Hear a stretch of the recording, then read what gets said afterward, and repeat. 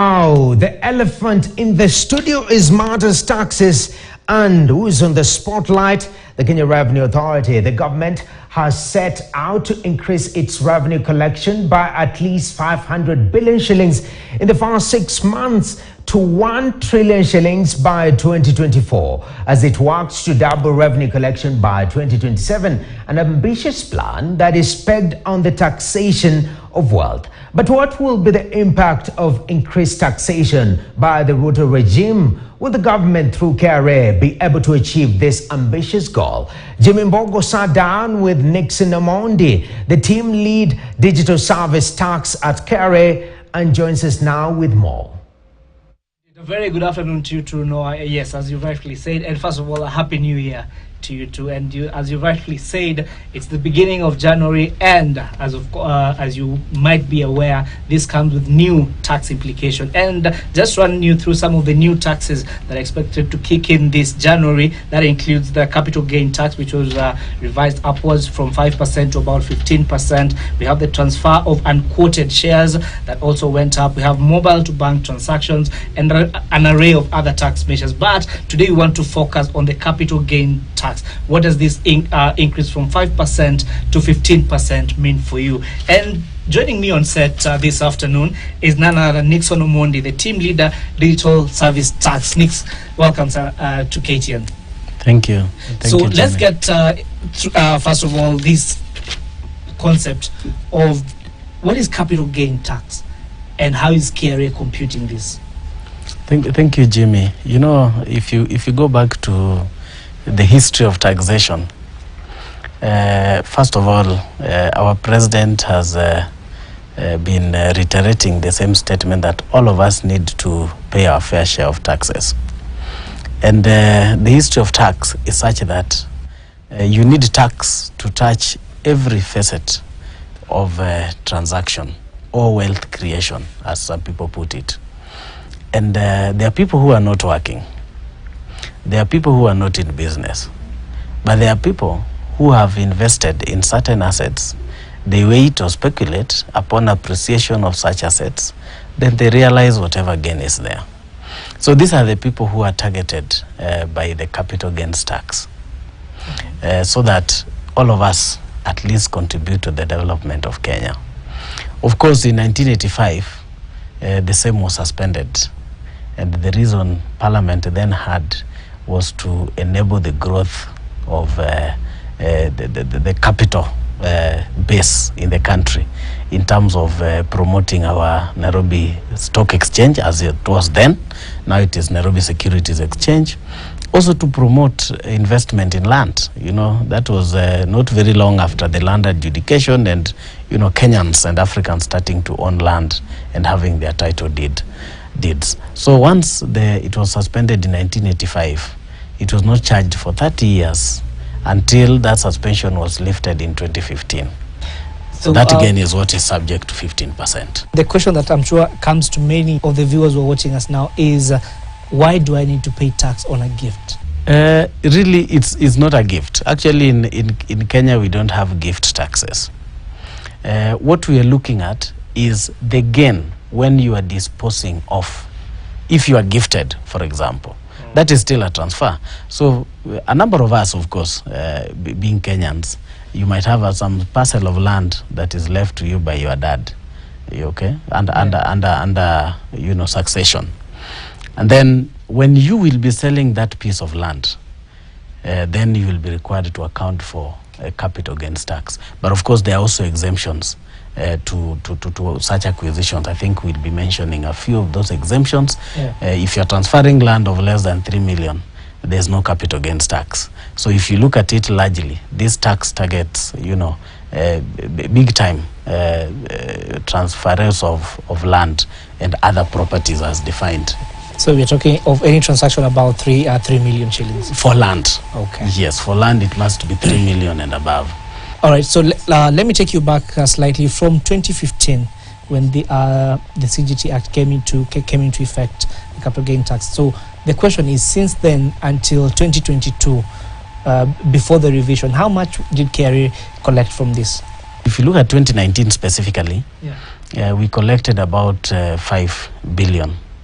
And you'll see the trends changing a bit, and I'll explain why. And then come 2020, when there was COVID, we noted there seemed to have been low transfers. The amount went to about 4 billion. And then 2021, again, it went to 5.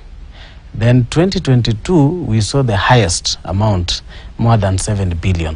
Which is looking forward after this revision, this review upwards to 15%. How much is KRA targeting? If you look at the figures of 2022, averaging the figures for the last 3-4 years, and then now you do 15%, we expect to collect 3 times what we are collecting in 2022.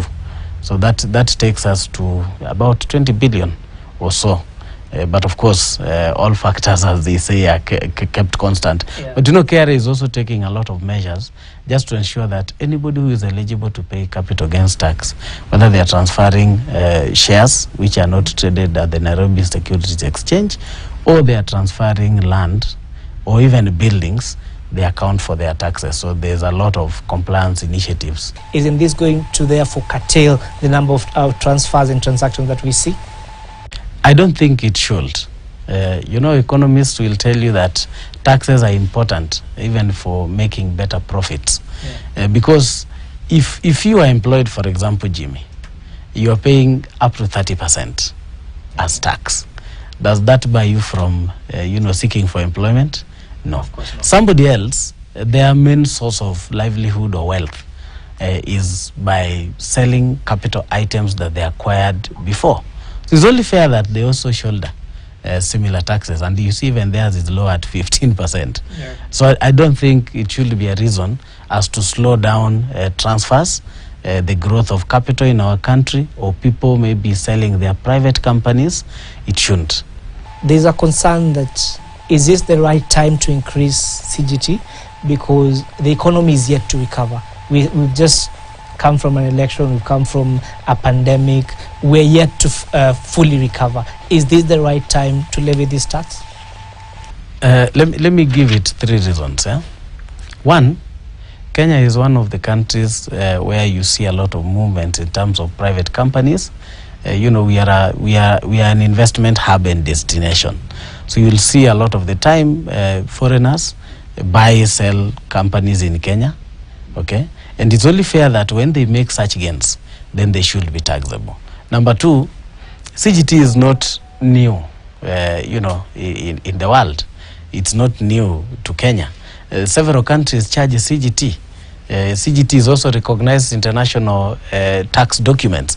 If you go to the OECD Model Tax Conventions, Article 13 deals with capital gains tax. You go to the UN Model Tax Convention, it also deals with capital gains tax.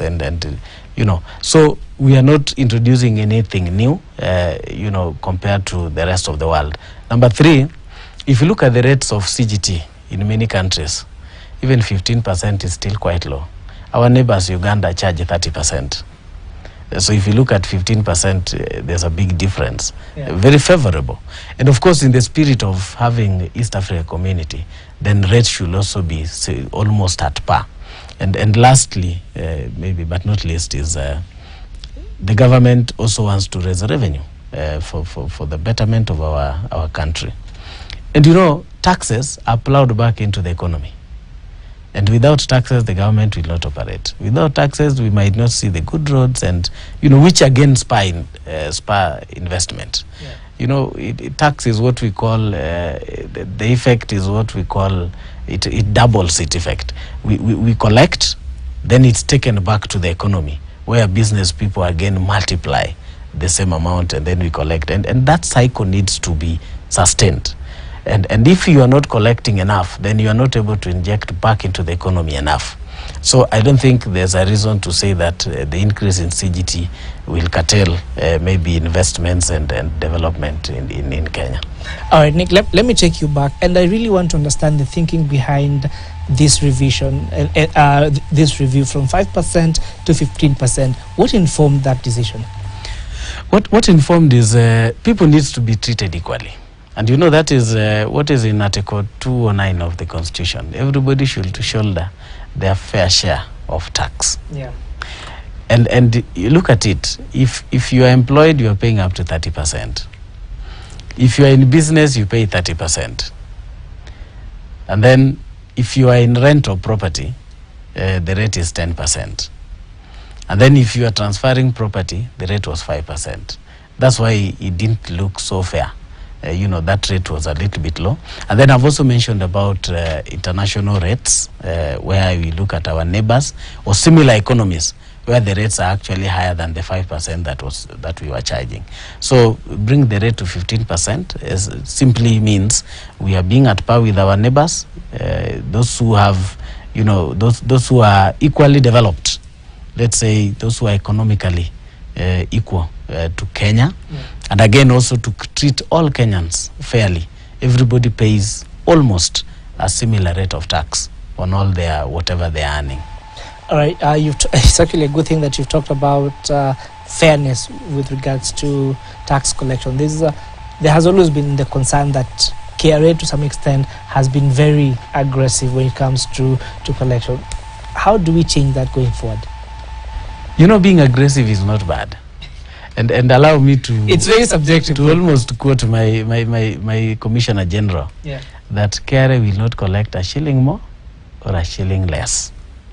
So we can't collect what is not due per law. And of course, even the courts have decided. There's a principle I like using.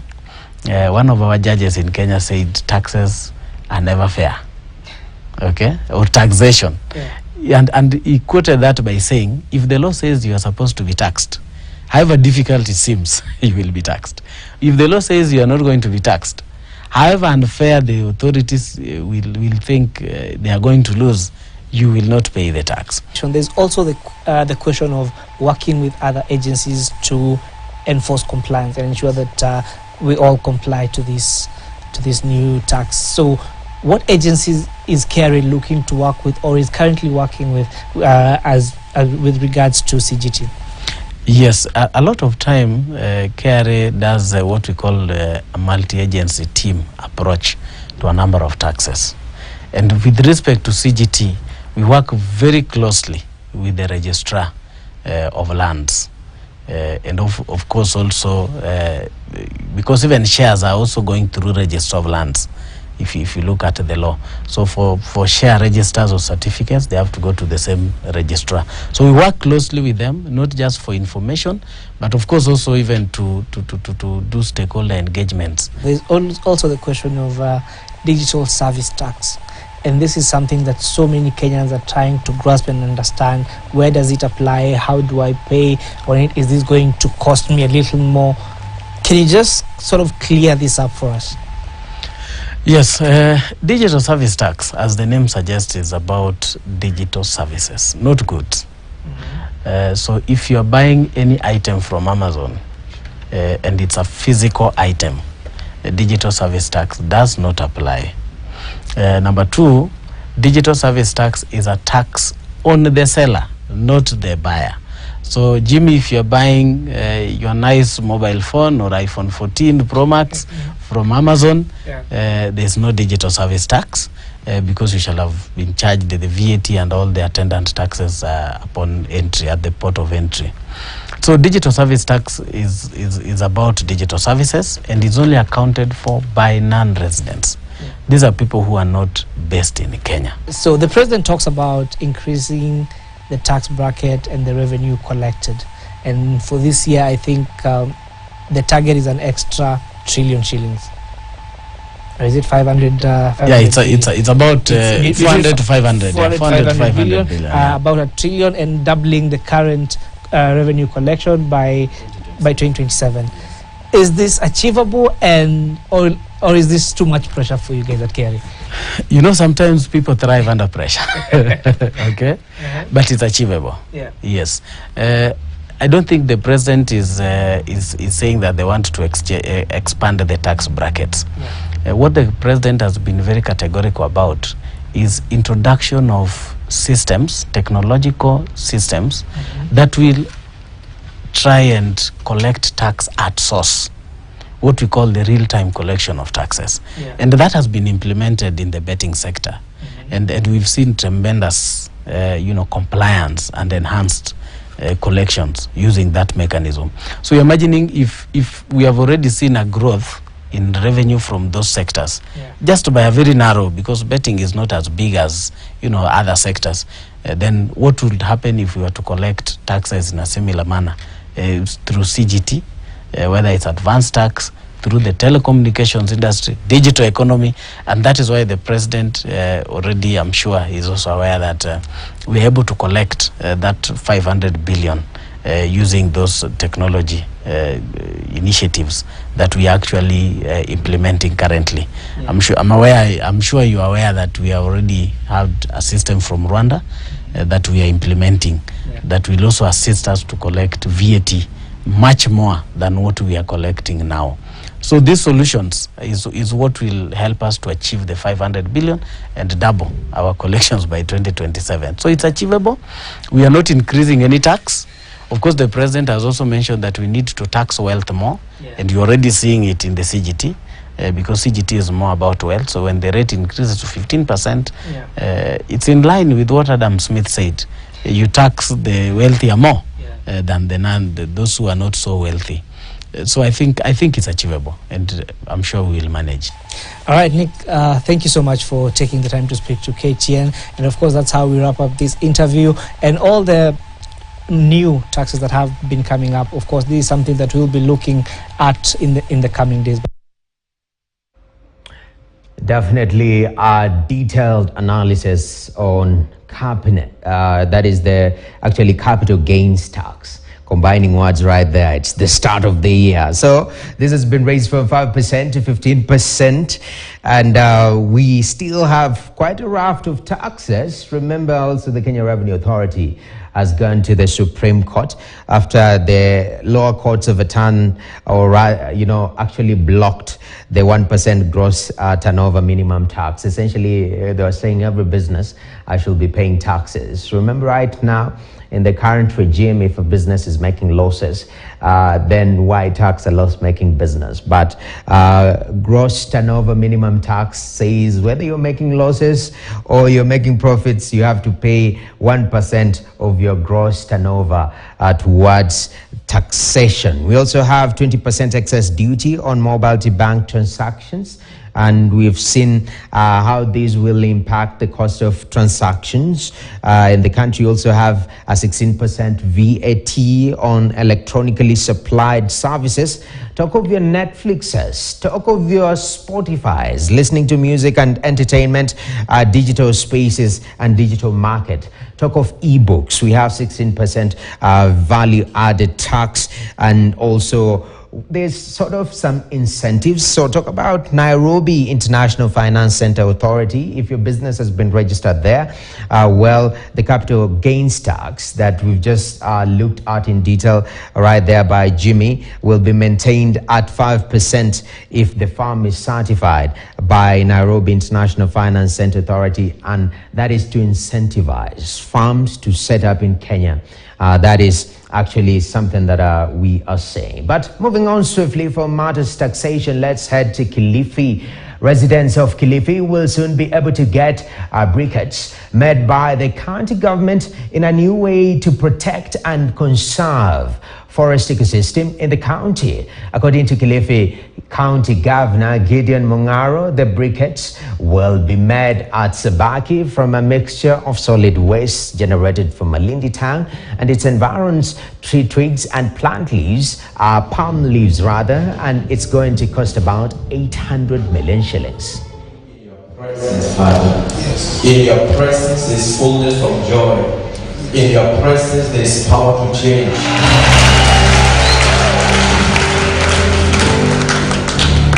Mji wa Malindi bado unastahili kutengezwa, na tayari tumepata wafadhili. Tutaendelea kuangalia mitaro ya maji machafu.